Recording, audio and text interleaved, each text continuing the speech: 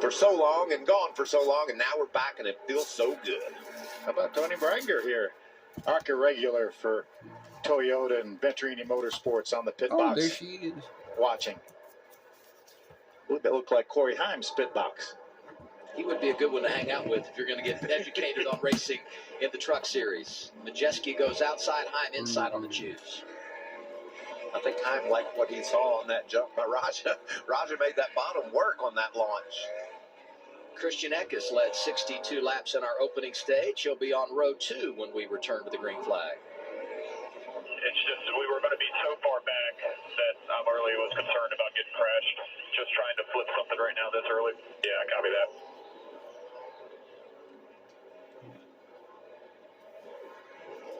I think it's talking about maybe not gambling and coming in on this caution flag.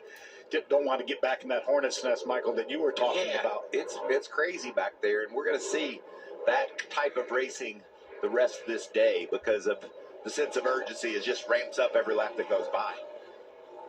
Restart comes at lap 98. A Ford, a Toyota on the front row, a couple of Chevys in row 2. Here we go again in North Wilkesboro.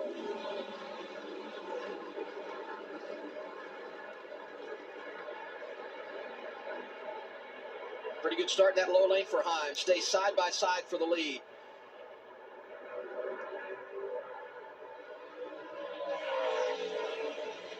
Man, I'm watching all the way back through the back. They're 3 wide, 3 or 4 rows deep. Bumping and banging, and look at the battle for the lead.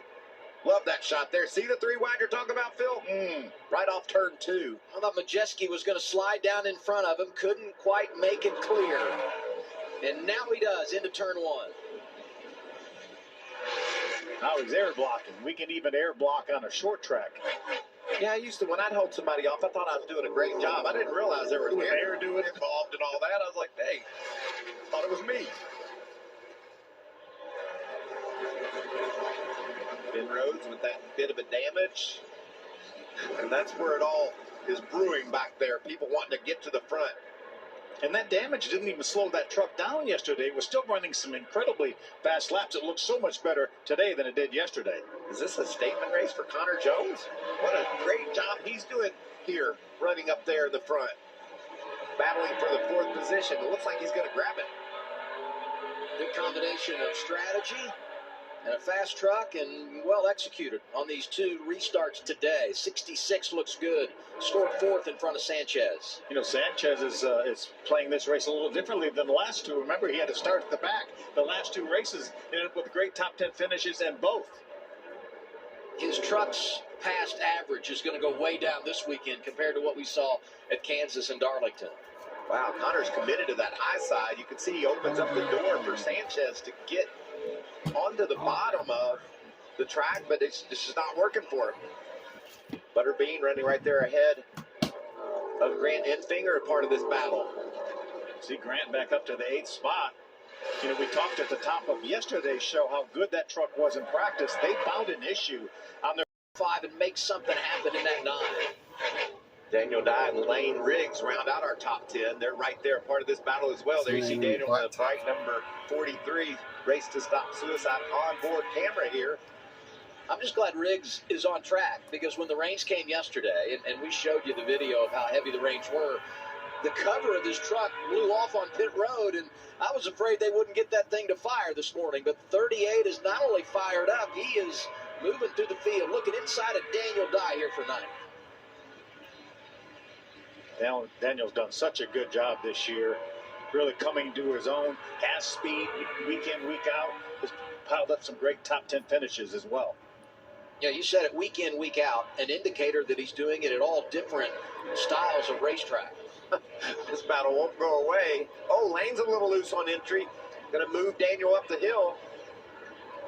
Right behind them, last week's winner at Darlington, Ross Chastain. And then there's Dean Thompson. Dean's another driver that's done some great things in the early portion of 2024. Michael, you talked about it yesterday at the top of the show. This is an opportunity race. This surface is so good. Maybe you can make up for a little lack of experience because the surface is essentially going to stay the same for 250 laps. Regan, what's up with a two-truck running fifth? Well, Adam Nick Sanchez, the first of our trucks that are on 4 tires from that stop yesterday before we got the red flag. He was really loose into the corners and loose to the corners yesterday. They thought maybe today would be a little better because of the adjustments they were allowed to make, as Phil just mentioned. Unfortunately for Nick, right now still very loose in. He is working the brake adjuster in that truck, trying to help it get just a little better on entry. There's the 66. I just think this is a statement race for Connor Jones. He's up in the top 5. He's driven away from Sanchez and Gray. So really strong pace right now for that truck. There's Connor Jones. And they are running some incredibly fast laps, Michael. Michael was just pointing at the scoring monitor, just marveling at the lap times these guys are doing right now. And the fact that there's a few of them up there that haven't made a pit stop yet this weekend. Ty Majeski leading here at North Wilkesboro. Looks like it just spun around. 33 truck at there. KubotaOrangeDays.com. I can't remember who drive that. Inez, let me ask you. You're using Head and Shoulders, right? Only when I see flakes. Then I switch back to my regular shampoo. You should use it every wash. Microbes that cause flakes that big. Microbes, Allen. really? They're always on Wallace your scalp. Allen, 33 Well, truck, Russ, spins around. But Looks good like. news. There's no itchiness.